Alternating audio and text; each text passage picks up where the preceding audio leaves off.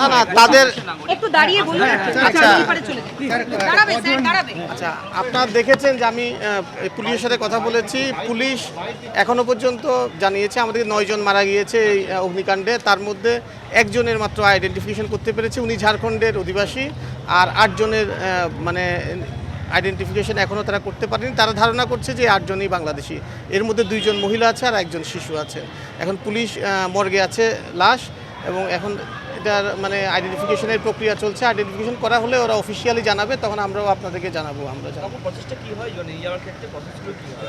আমরা dead body repatriation করবো এখান থেকে, যে সরকার সবসময় যেভাবে হয় সেভাবে। আমরা দূতাবাস 24 ঘন্টা এই যারা আহত হয়েছে তাদের সহায়তার জন্য খোলা থাকবে, এবং আমরা সবসময় তাদের আত্মীয়স্বজনের সঙ্গে যোগাযোগ করার চেষ্টা করছি। আর ডেড বডিগুলো আমরা আইডেন্টিফিকেশন হয়ে গেলে আমরা অতি সত্বর ওদেরকে বাংলাদেশে পাঠাবো।